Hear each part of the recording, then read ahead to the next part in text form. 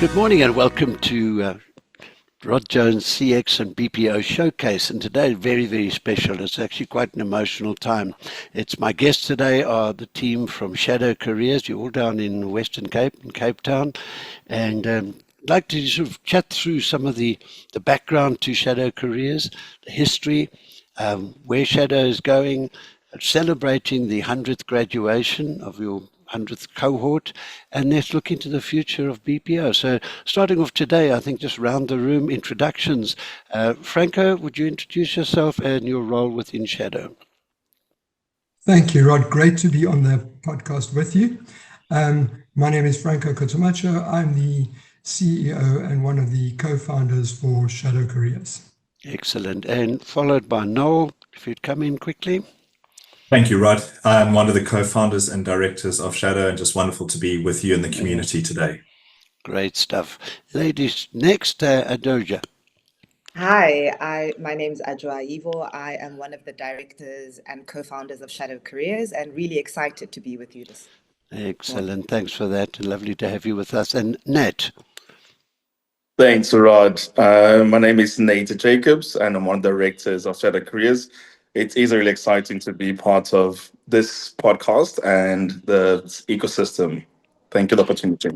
Great stuff. Now we're going to go back to Franco. Franco, let's delve into some of the origins. I think I first encountered Shadow Careers way back in 2019, 2020, but why don't you give me a bit of background onto how you developed the original ideas behind Shadow and where you see Shadow, its journey going forward. Then we're going to pick up on some of the other aspects. So back to you, Franco. Thanks, Rod. Well, we started Shadow Careers formally in 2020. We were really anxious to open the business as one of the first businesses for the decade of 2020. So on the 2nd of January 2020, we went to Companies House and we registered Shadow. But yes, of course, there was quite a lot of work before that. And in 2019, it really came about at a point, well, I can speak for myself when, I kind of was asking myself, what do I do with that last part of my career? Not about what I can do, but what I want to do with the rest of my career time. And, there was a deep passion for me always, right from the very beginning of my career, around career creation. So I kind of came up with some ideas and then brought a team of Noel and Adjoa into conversations around what it was that, I felt like I wanted to do. And immediately from that very first conversation, there was a complete alignment about what everybody wanted to do to make a difference in this beautiful country. And that was around, look, we've got so much experience in the sector. What is it that we can do based on this experience in the sector to make a difference to youth unemployment? And with such high youth unemployment in the country, how can we make it so that we're actually helping that sector of young people who come from underserved communities who would never normally have a pathway to formal employment? So we were really looking about how can we help these young people? And then coupled with that was, well, okay, yes, we can do what we can to try and help them, but how do we actually get them into careers, because we can't employ them at the end of a program that we might want to put them through. Let's take a jump into the sector and your development of Shadow in the context of the BPO GBS sector. And I think given the growth that we have in our industry and the number of employed people that we have coming through from the impact sourcing, which we'll discuss later, but the previously unemployed. That kind of underpins the way I'm understanding where you're coming from. So will you pick up on that, Franco? Absolutely, Rod. So if you think about, first of all, we have extensive BPO experience. We kind of ran as MDs or CEOs, big BPOs of up to 5,000 people. So we had an intimate understanding of what the sector needed. Yeah. But really, so what we tried, therefore, to create with Shadow, when we wrote down our vision, was to create sustainable, human-centric careers. And what we meant by, it wasn't about creating jobs. It was creating careers which were sustainable. Yeah, but that's how an important differentiator there. Yeah, absolutely. But obviously we couldn't achieve that because we couldn't employ them. So we realized from the outset, when we wrote down our vision, that we had to create an ecosystem that would support what we needed to do.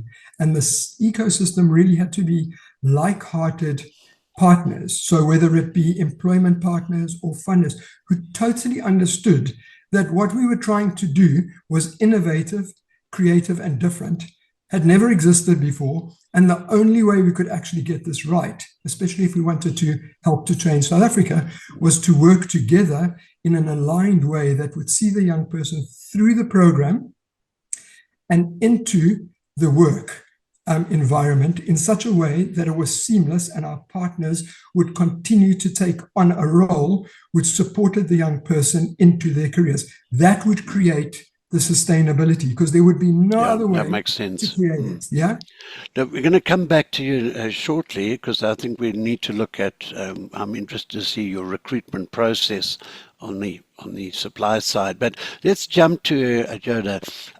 Success over the last 5 years. If we look back on Shadow since 2020, what are the highlights that you can sort of share with us about how the demand-led program is impacting in the community?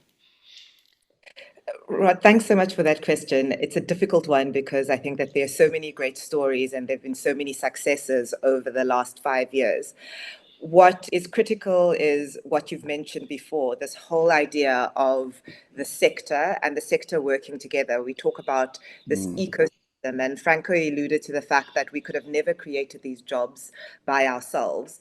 And we have partnered in an incredible way with the sector, bringing together a demand-led program that is not accredited, that focuses on continuous improvement.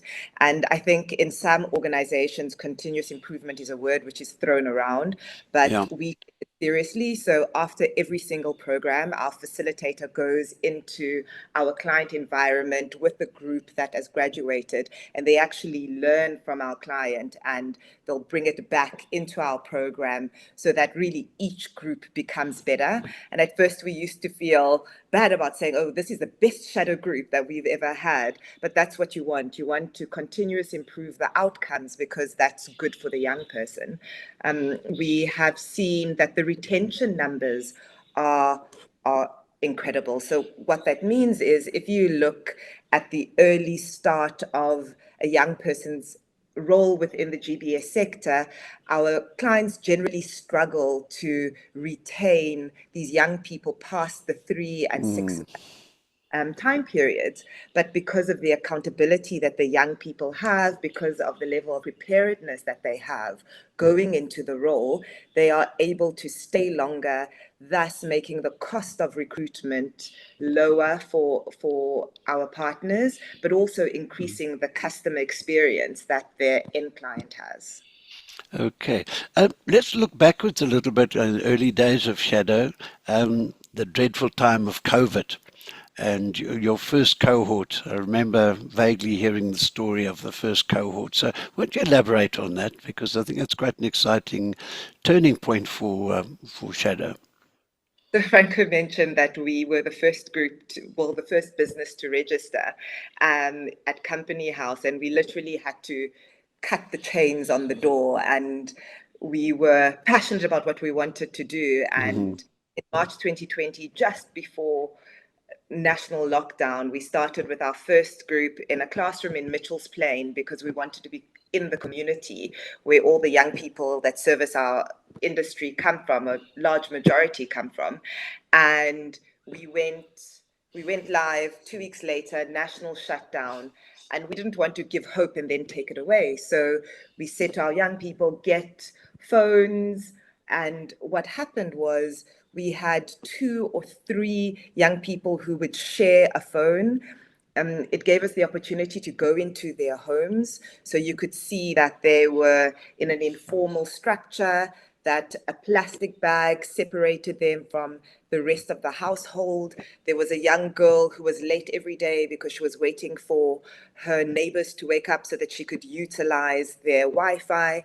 But what it demonstrated was the hunger of a young South African person that once given, not any opportunity, but the right opportunity, they will grab it with both hands and feet. We've had a young girl say before, and they will run with that opportunity. And that's what makes our partnership with the sector so necessary, because once you give young people the right kind of support, they will really be game changers for our sector. Excellent. Let's go to that first cohort there that was placed with Sigma. Gary was talking about it in the interview, which I'll share the video with you a little later. Talk about that, because that was quite a dramatic moment in Shadow's career, history. I think Franco needs to talk to that, because we had always wanted to be a demand business, so we'll never bring in young people unless there is a role waiting for them. And we had a partner who let us down just before we needed to place them. And Franco can talk to the story. Let's bring Franco back in again. Franco? Yeah, it is. I think, Shadow, when we wrote it down on the board for the first time in 2020, it had an O in the name Shadow. And 30 minutes later, that no became a heart, which is the two fingerprints that make the heart. And from that moment, Rod, we can talk about all of these things, but from that moment, it was almost like a heart dropped into Shadow. And whenever we've been stuck with anything, somewhere out of nowhere, something will come and help. So that first cohort was supposed to go, as Joy said, to somebody else. Last minute, they told us they couldn't take them. And here we have given these young people not only, the hope of a job, we then took them through the whole of lockdown on phones, and now we didn't have anywhere to place them. And we're like, we're not going to sleep until we find them a home. So we were like on phones to everybody. Anyway, it was 4:00 a Friday afternoon. I get a phone call from the UK. It was Gary Gilbard calling me out of the blue for something completely different. He was my first client in a previous business 10 years ago. And he called me and he then said, I'm looking for this. We chatted. And at the end, he asked me, well, what are you doing? And I said, well, we've started this initiative called Shadow. I said, and then I told him the story. And he says, don't you worry. We'll take all of them, bring them to us on Monday. And that's how our partnership started with Sigma. Oh, lovely story on that. Thanks for that. Noel, can I bring you in here a bit? Because I'm quite sure you've got some anecdotal stories about the challenges and some of the really rough times over the last 5 years that you've managed to overcome as a team. So, Noel, why don't you come in? Absolutely, Rod. So I think being an innovator often comes with its challenges, and it's almost building pathways where no pathway existed before. And I think if we really had to get down to the nuts and bolts of this, how was Shadow going to sustain itself in terms of funding? We certainly didn't fit any funding model. We are intentionally not accredited because we need agility in this very evolving and fast-paced sector of ours. So we didn't fit any of the existing funding models. So we had to self-fund. The people on this call self-funded Shadow for a while, and that became a big challenge. But again, back to the story that Franco has just said, we were very fortunate, obviously, to get introduced to Harambee. And, that like-hearted partnership really has flourished and evolved. And through the understanding of what we could do, Harambee became our first funding partner, which really helped us a lot. The other aspect is, of course, linked to funding. It's all very well to have a classroom, but how do you scale? How does a classroom that costs between $500,000 to 750,000 Rand get funded? And we were very, very fortunate that when we moved to Durban, our Durban partners really innovated for us another way. And that is what we call our embedded partnership model, where our partners, so it was Nutun, and then Huntswood and Outworks, they actually created facility within their own facility for Shadow to manifest.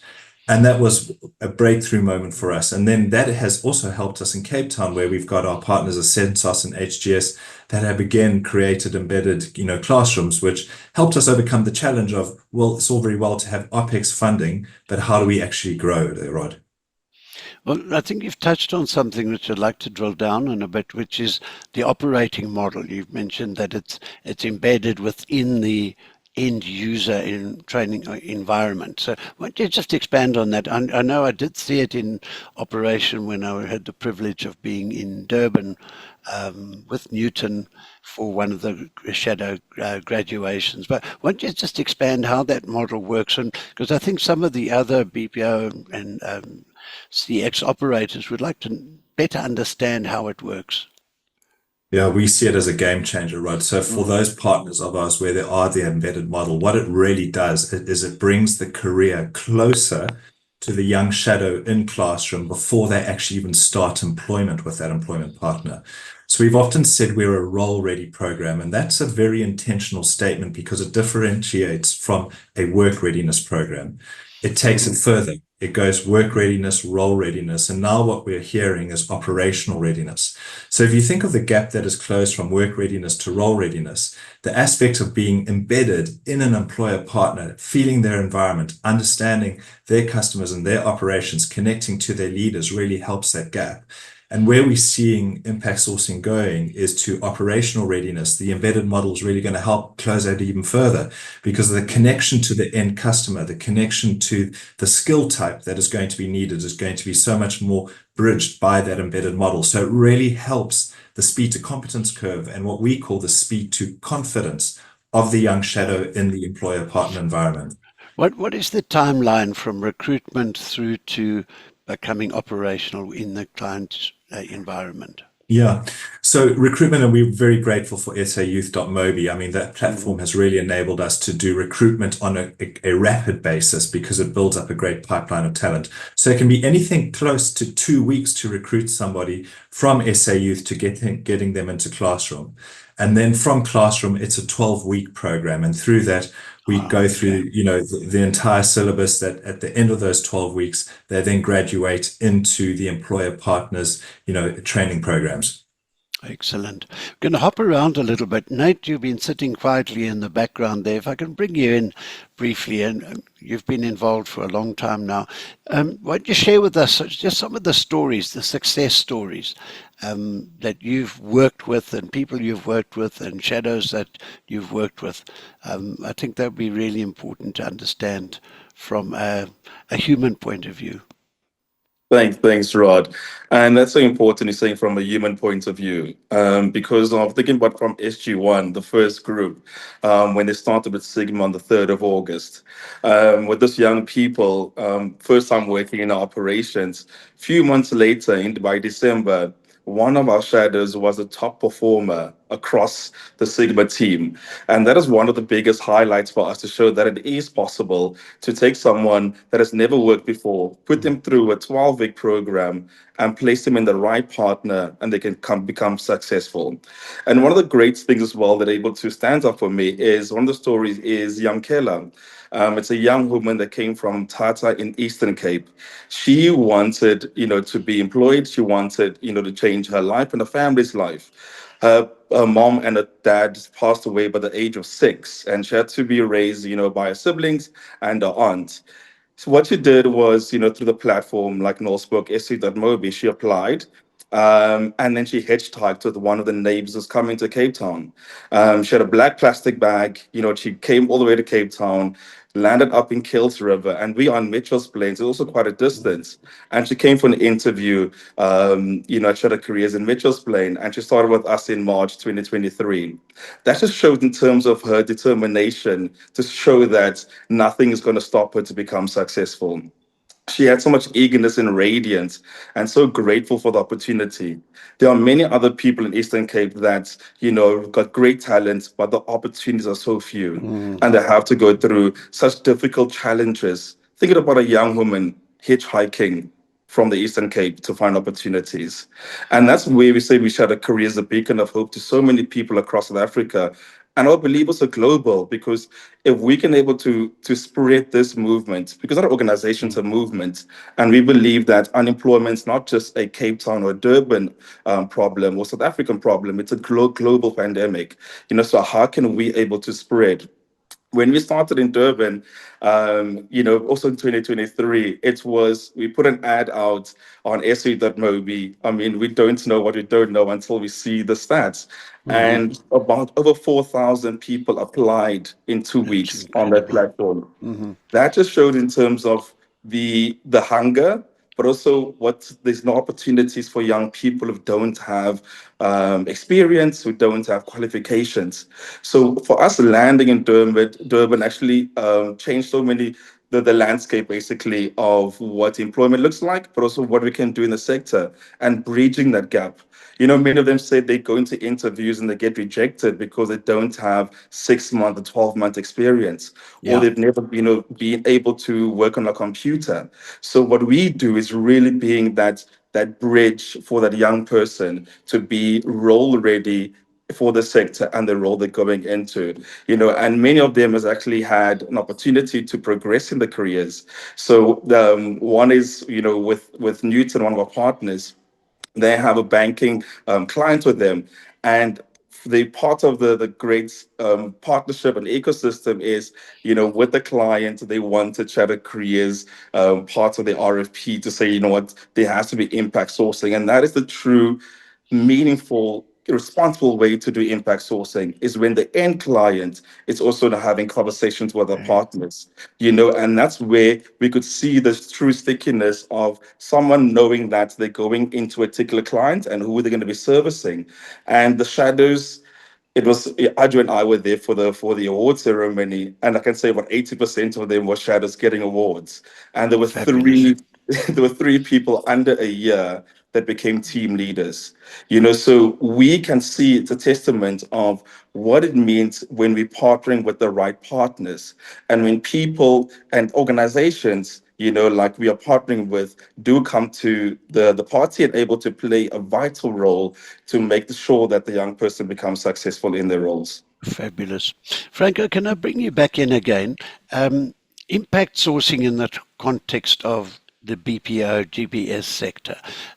There's some out there in the world misunderstanding about the context of impact sourcing. There's some who say it's social responsibility.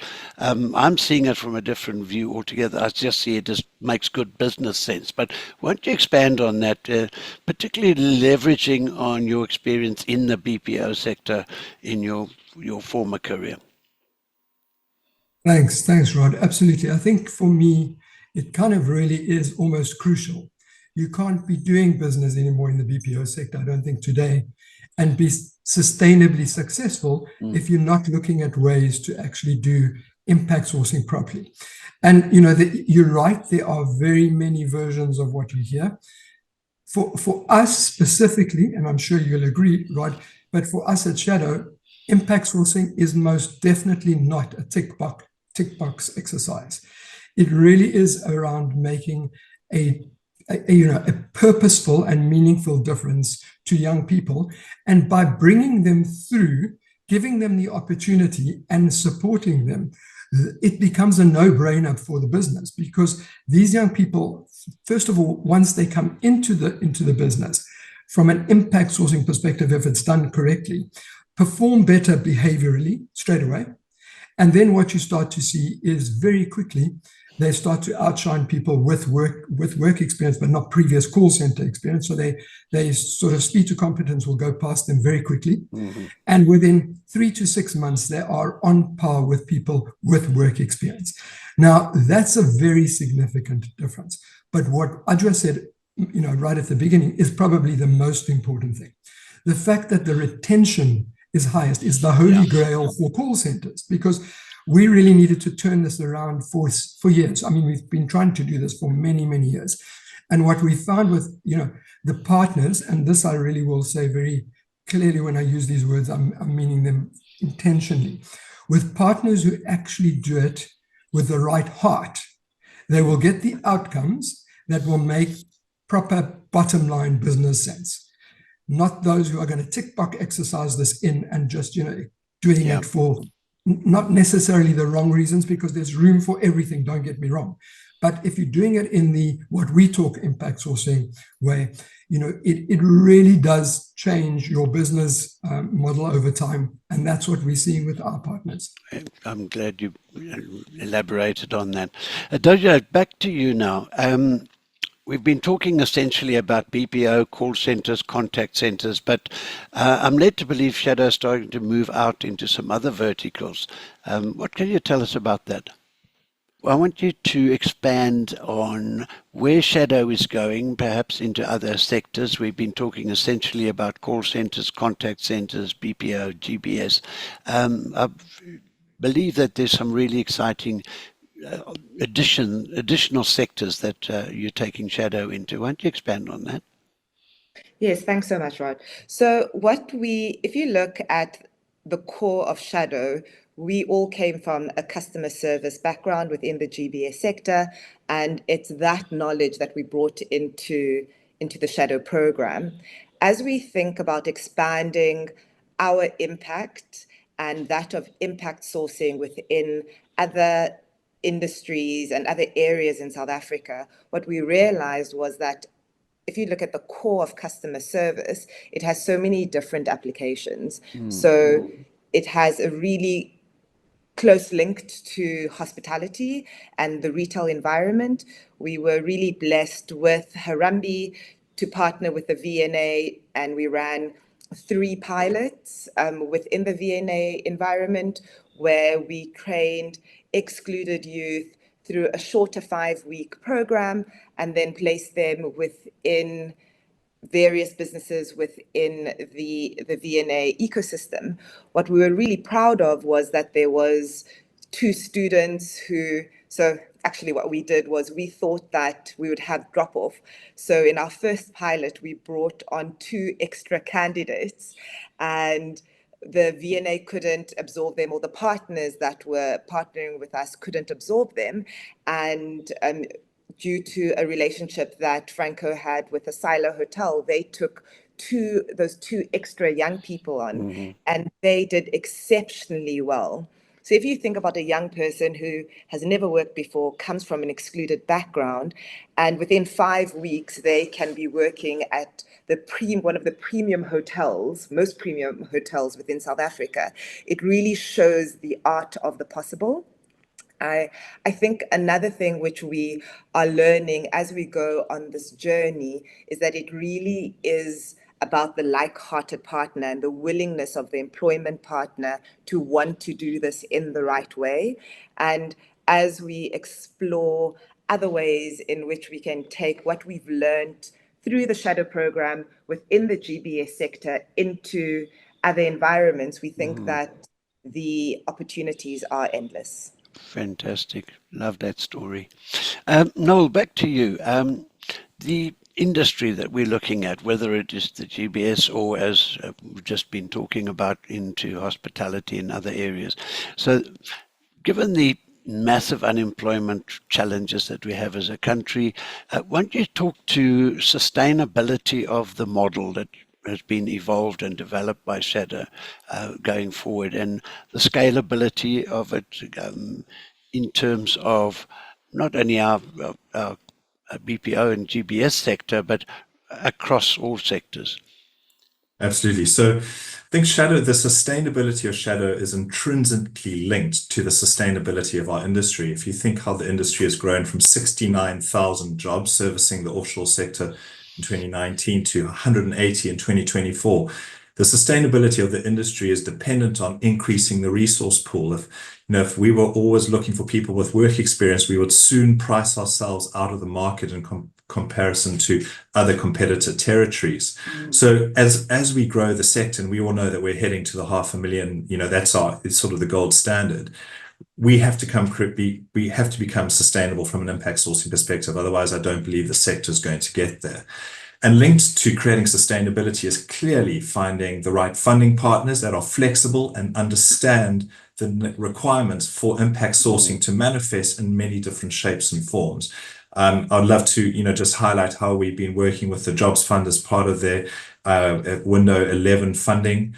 And that's been incredible, that a great partnership of understanding that we need to be agile, understanding that, when you do your application, that a year before you actually start to implement, that the playing field has changed and the GBS sector is changing all the time. So the agility to move, the agility to understand that, we need to create pathways that may not exist before is really dependent on having the right-hearted funders that really understand that need. So, the scalability of impact sourcing, the scalability and the sustainability of impact sourcing models such as Shadow is really intrinsically linked to the industries in which they operate. If that industry is growing, you are guaranteed that, the sustainability of that industry would be linked to programs such as ours. In this next section, I have 3 short video clips of interviews I did with Gary Gilbard of Sigma Connected, Ruben Moggee from Nutun, and Tanya Phillips and Rudi Jansen from Ascensos. These are 3 of South Africa's most highly regarded BPO operators, and you'll be hearing from them how they have worked with Shadow Careers and the impact that this has had on their operating environment. So please sit back and enjoy these clips. Okay, with me today, Gary Gilbard from Sigma Connected, sitting in the UK today. Are you, Gary? What's the weather like, out of interest? I am sitting in the UK. Thanks for having me on, Rod. So yeah, UK is looking good at the moment. I came back from Cape Town at the weekend. Normally, when you fly in from Cape Town, you expect rain, but actually, I got some sunshine, so all good. Excellent. Just a quick heads up, give me the status or the position where Sigma sits into the global GBS BPO space at the moment. So we are, what I define as a sort of a boutique BPO specializing in, regulated activity, generally voice activity in UK regulated sectors. So we're about 5,500 FTE. So, what I love to be able to say is that, we're big enough now to deliver on every contract, but still small enough to really care about every one of them. Excellent. Gary, a few years ago when impact sourcing emerged onto our industry, I think your company was one of the first to get involved with impact sourcing with Shadow Careers in those days. And why don't you just give us a little high level of your journey with Shadow since first starting with your first intake? Yeah, for sure. So when we set up in Cape Town, we were actually owned by a South African business called Digital. We set up in Cape Town in 2016. And, I actually knew Franco from a previous life when I set up in 2005 with CapQuest. And so we were building up a really nice contact center. And then, obviously COVID happened. We continued to build through COVID in Cape Town and deliver really well for the UK. And then Franco gave me a call and said, I didn't realize you guys were back in South Africa. I'm doing this work called Shadow Careers. We've got a cohort of people explain to me about what Shadow was and about the opportunity of having a job after going through the learnership program. And at that point said that, they had a cohort that they weren't able to place, and would Sigma be able and be interested to take a look at this. So very quickly I said, whatever you've got, I'll take, because I know what you're like, Franco. I know that that's great, and what you've just explained to me about what you're doing is game changing, and I want as much involvement in it as we possibly can have. And that was the day a beautiful relationship started with Shadow. What year would that have been? I think that was around 2022. Okay.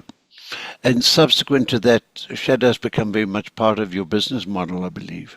Yeah, totally. So we committed to taking in shadows every month, from the Cape Town Mitchell's Plain site. And it's been fantastic. So, we've taken over 700 shadows in since the inception of the program.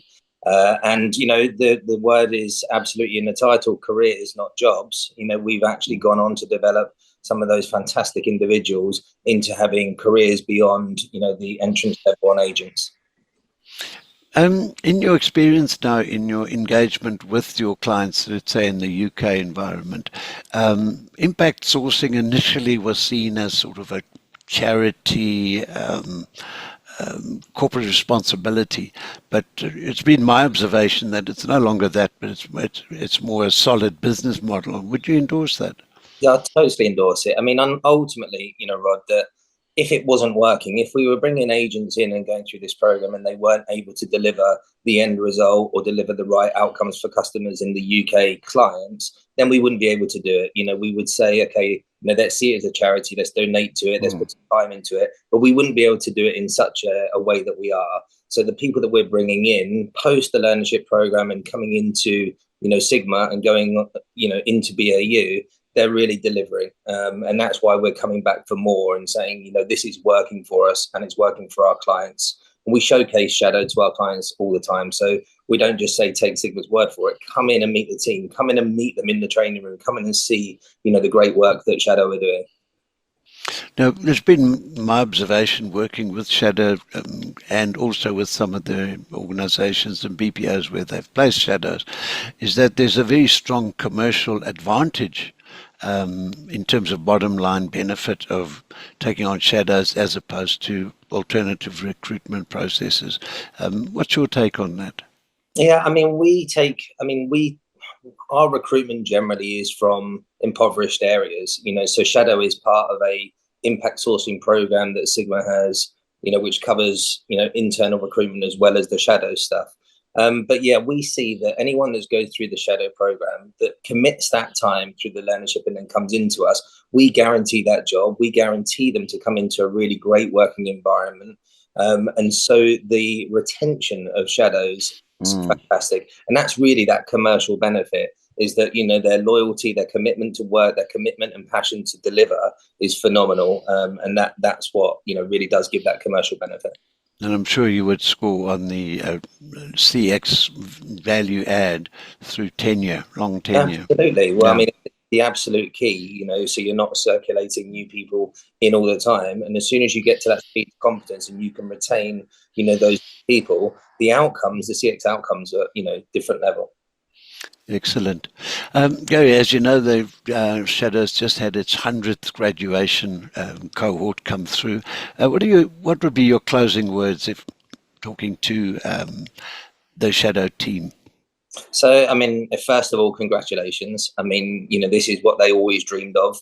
You know, I know the team there personally. I see the team as friends. You know, I'm glad and proud and humbled to be a part of this, you know, fantastic partnership, but fantastic movement that they've created. And it's just more of the same. You know, I very much look forward to, you know, doing the 500th one and the 1000th one, because, you know, this program is just growing arms and legs. And they've moved to Durban, hopefully at some point into Joburg. You know, we're already talking to them about what we're doing in PAL and whether they can support us in PAL.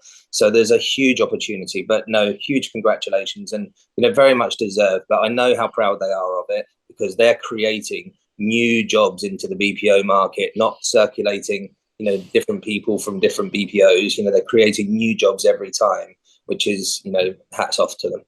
Well, wonderful. That's great to hear that. And, you know, I watch it with great interest as I see positive societal impact coming through from the work that they're doing. Gary, thank you so much for your time. And as we say in the profession, onwards and upwards. And, thank you very much, Rod. Lovely to see you again. Okay, with me today on Contact Center Showcase, Ruben, why don't you introduce yourself and your role within Nutun and where you see BPO in South Africa and international space at the moment? Good morning, Rod. Good morning, everybody. Name is Ruben. I'm the CEO at Nutun International. I joined the team at the end of last year and very excited to be part of it. I've spent the last 12 years in the international BPO sector, and it's fascinating to see how we've managed as a sector to continue to be relevant through all the changes that especially has happened over the last 5-6 years in the world, and excited around the space that we're in at the moment, converging between technology changes that's rapidly impacting our world, and not forgetting the human touch and the human element in our customer engagements and the ability to help our clients solve complex problems for their customers. I think you've touched on something here, which is that combination or the dichotomy of technology, AI, and at the same time with the unemployment that we have in South Africa and the concept of impact sourcing. And I think that's where I'd like to pick up with the support that Nutun has demonstrated and shown in a tangible way to Shadow Careers specifically. Why don't you just pick up on that and where you see it as an organization? Yeah, thank you, Rod. I think maybe one step back for me on a personal level, I was fortunate to place the first cohort of the Shadow teams in Cape Town in the first classroom many, many years ago. So it's something that's personally close to my heart, and it's been amazing to see the journey. I think Nutun's played a pivotal role in helping to establish Shadow in Durban at our delivery centers there. We were the first business to create the opportunity for Shadow to open up in Durban, which I think has been historically a really stronghold for contact centers in South Africa. And I think we're very proud to be part of that program. I think, Rod, it's important to find a balance in the way that we operate as corporates in South Africa. I think we've got a responsibility to the communities in which we work, and we've got responsibility for the employees. I think there's such a unique opportunity that Shadow brings that has become integral to Nutun's recruitment and value proposition. I think this is also transcended beyond something that maybe initially was seen more of a social impact that we try and make, to something that is really integral to growing and attracting talent. The shadow candidates have proven beyond doubt that the program works. Our clients often cite, if I look at the last 12 months, often cite the need of combining experienced agents in their campaigns with shadow candidates. And that blend has worked absolutely brilliantly for Nutun. We continue to see the improvement in that sort of what we call speed to confidence. That as the shadow program continues, the biggest thing to get right is to instill confidence in these youngsters that they're able to do this work. And they've proven beyond a doubt that it's been so successful commercially for us as well, as you know, alongside doing the right thing to support impact sourcing. Ruben, as major players in the South African BPO GBS space, and your activities, particularly in the sales or new business drive in the US, UK, and I think you mentioned Australia, to what extent do you use the relationship with Shadow and the impact sourcing model in convincing new business or new clients to come into the South African BPO space as a delivery location?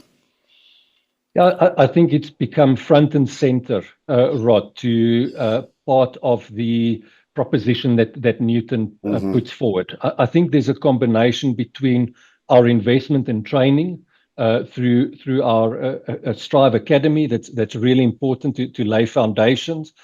But what we are seeing more and more of, especially around some of our US clients, that have become quite insistent that they can see the impact that they make in picking South Africa, picking Nutun, and picking the impact sourcing initiatives as important measures, which they take back to their responsive management as to why they've invested in bringing opportunities and employment into South Africa. So it's moved definitely beyond just the right thing to do for us as a South African BPO. We're seeing more and more that clients also want to participate and be able to acknowledge that part of the reason that they are coming to South Africa is because they partake in this initiative, and it's becoming much more important for them as well, which has been really great to see. So it's become less of a really hard selling and convincing what it was maybe a year or two ago, to clients becoming more insistent that they want to participate in that. Excellent. Thank you so much for that endorsement of the shadow model. And as you quite rightly reinforce, my belief is that it's not charity, it's not social responsibility, it's sound business, good business practice as well. Okay, special guests on the showcase today, celebrating shadow careers. Rudi, you're sitting down in Cape Town. Please introduce yourself and your role within Ascensos. Hello, Rod, and thanks for having us. I'm Rudi Jansen. I'm the People Director for Ascensos South Africa. Yeah, that's me. That's your role. Okay, and Tanya, you've been with Ascensos from the beginning here in South Africa. Your role? I have indeed. Thanks for the opportunity to chat, Rod. So Tanya Phillips, COO for South Africa. Wonderful, thanks. Tanya, let's start with you. When was your first encounter with shadow careers? Rod, we were actually thinking about that. It was about 2 years ago, almost 2 years ago. It was August 2023. I think we had our first group actually graduate, and it was an interesting time because if you recall, that's when we had that huge taxi strike, the industrial action in the Western Cape. So it was kind of unprecedented times as everyone was trying to mitigate that risk. And in the midst of all of that, we had our first team. And what we did is we hosted the graduation on site, which isn't the normal format, as you know. That's right. And we had our banners up and had the team on site just due to logistics and everything that was happening at the time. And that was our first. And since then, Rudi, you're going to have to keep me honest, but we really went from, I think, 2 groups to 5 groups, and we're probably going to double that this year. Wonderful. Back to you then, Rudi, as people director of operations. I mean, I'm sure you're looking at things like attitude, aptitudes, tenure, attrition rates, etc. What's your high level on experience on the various cohorts of shadows that have come through your operation? So, Rod, it's unmatched. So we have in total now had 8 cohorts come out of shadows into our operation. And out of that, we've seen a less than 3% attrition rates That is phenomenal. from those shadow groups. And we track performance in a grad bay period with our clients. So once, I'll just give a brief background. Once the shadows come out of shadow careers, we've built an academy at Ascensos, and we host them within our academy for another month to ensure that they are job ready, they understand what the campaigns are that they're going to work on, and then they go through our normal recruitment process and get placed onto an operational campaign. We then track their performance in Glide against what we would call a tenured agent through our recruitment process. And when we did that with one of our flagship retail clients, there was no performance difference. They tracked on the same glide as a tenured agent and well-matured agent. That's a phenomenal achievement. We're seeing Okay, go for lower it. and higher attendance. Attitude is great, and it's almost like you can spot these shadows taking the opportunity that is given to them and not taking that for granted. Fabulous. Tanya, from your side now, you're engaging with operations on the one hand, clients on the other, balancing the act on it. What's your take on impact sourcing per se, and how does shadow careers fit into that model, particularly from a new business and business retention point of view? I'd be interested in that. Absolutely. So, Rod, there is not a single customer, existing or potential customer, that comes through our doors that isn't interested in what our impact sourcing strategy is. And I think we've matured over time. So maybe 2 years ago, it was almost a nice to have. It was a tick box, maybe formed part of an ESG strategy, and it was something that was gaining traction. But actually, what we are really passionate about is demonstrating that this isn't just, these aren't just words. This isn't something on a presentation. We made a commitment. So our very first, as Rudi mentioned, our flagship client was the first client, I think, in South Africa, but I'm happy if someone can prove me wrong, to actually put it in our contractual obligation, where they said that they wanted 10% of all their hires to be from impact sourcing. And that made, I think that was one of the catalysts, because although we were always committed to that agenda, there was now a partnership, and actually, if you think about it, it's 3 parties: shadows, ourselves, and our end clients, committed to do something fundamentally different when it came to how we would resource the campaign. So to give you an indication, at the time it was 10%. As I said, we finished last year on an average of 11% of all our agents on payroll came through shadows and impact sourcing, and the commit this year is to take that to 20%. So it is so much more than lip service or a nice to have. I really think it, for us as operators, if you think about it, is how you commit to building a sustainable industry. It is how you go about tackling one of our biggest challenges, which is that of youth unemployment, and it really pays dividends. We've seen the return on that investment immensely. Fantastic. We're going to run out of time any minute now, but I'm going to ask Rudi if you can close from your observation, watching your people, your shadows engaging. What is your observation of the societal or community impact of those individuals who've come into their Ascensos environment, but they're taking it back into their communities? What's been, very briefly, if you can, any impact that you've noted there? Quite right, Rod. So we know in the Western Cape, the average household is 6, right? And for our shadows, for the most part, they would be the only breadwinner. Now, what we don't do is differentiate once they go into an operation or onto a live operation. Once they pass their probation, there is no salary discrepancy or disparity between a tenured agent and a shadow. So they are treated as and remunerated on par with anyone else. So there's no discrepancy there.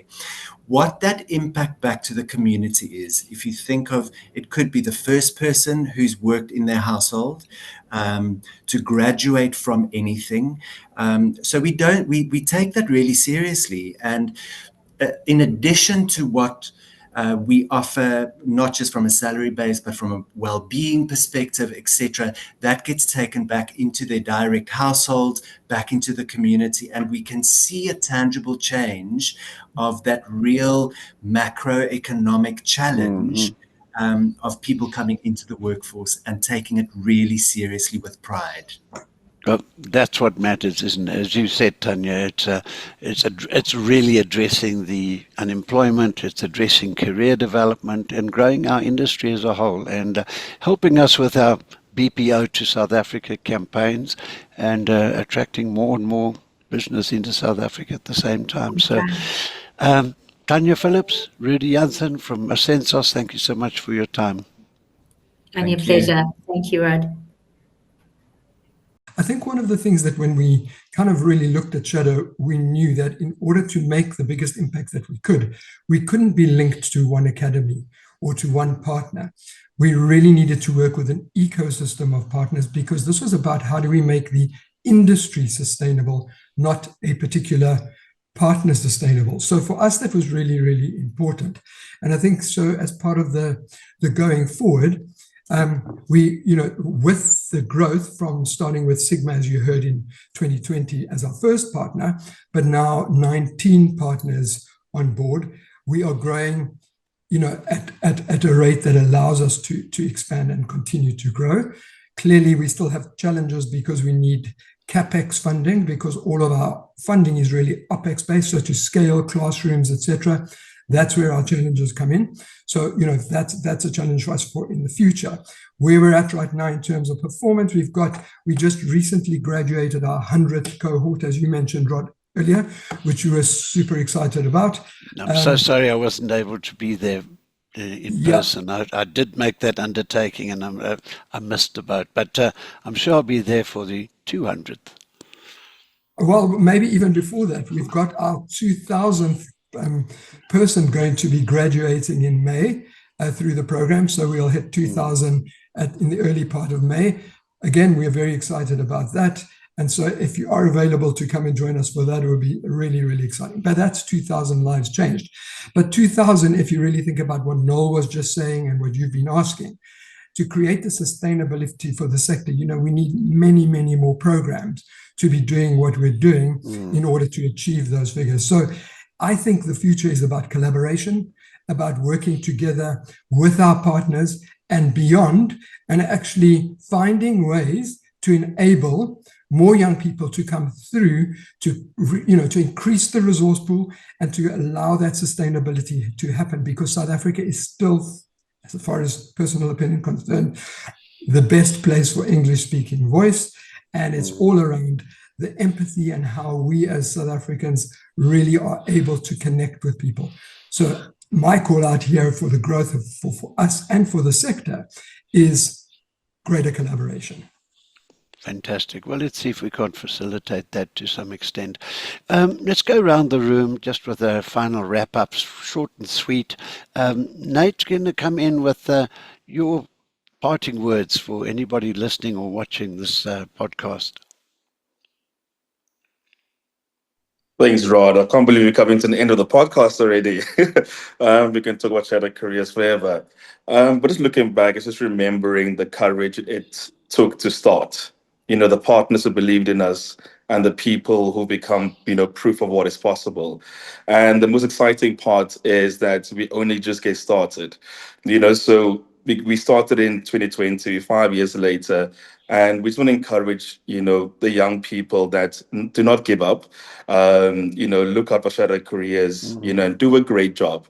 Because as you can see behind me are thumbprints of young people that have graduated and been placed into permanent careers. It gets emotional because you can see their lives are being changed. You can see the families' lives are changed.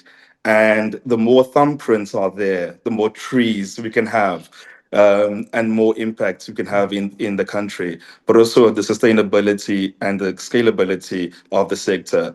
So thank you so much for the time, Rod. Well, excellent. Nice to have you with us. Noel, you're up next for your wrap-up. I think the future, Rod, is really about the skill that's going to be needed to lift South Africa to the complexity of service that we are destined to deliver. And I think what's really exciting, we have such agility. We have agility with our partners, our funders, and the ecosystem. Shadow is soon going to be innovating specialized, skilled work streams. So we start to specialize for the actual call type, for the actual industry being serviced, for the skill type that's going to be relevant to deliver exceptional customer service there. Complexity is arriving, and Shadow is on that journey to meet that complexity, which I think is really exciting, and I think our partners are going to be really benefiting from that. Okay, excellent. Doja, I'm going to keep you for last. Ladies last. In this instance, we'll have the last word. Franco, your wrap up. What would you like your audience to know and understand? Mine is a thank you. It's a thank you to our partners, our incredible employment partners who have made this possible, especially those who at times when we've really struggled have come to us and really found a way to work with us through those struggles. That's true partnership.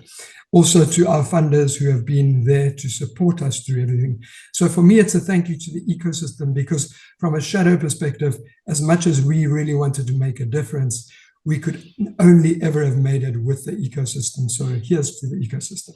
Fantastic. Last words, Doja.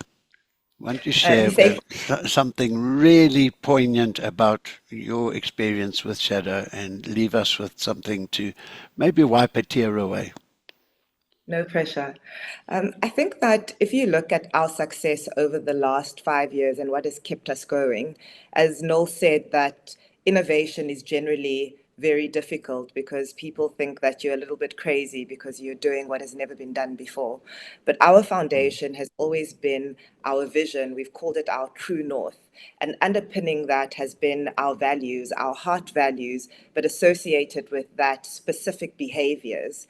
And I think that as we move forward with this industry that's growing rapidly, that has constant increasing demands, we need to have a collective vision and a collective value system around what we want impact sourcing to look like. And as you said so well, Rod, that impact sourcing is good for business. Doing good is good for business.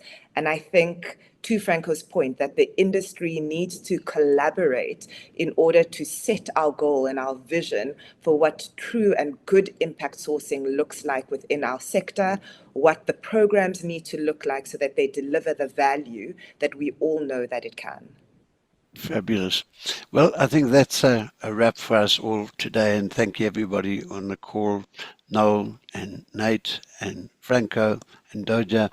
I'll put all the contact details into the description box below, and we look forward to having more partners, more shadows, more graduations, more impact, societal impact and community impact, and impact on our country as a whole. And it's really hats off to the team for what you've created to date, and we look forward to following it through into its logical extension into changing the world.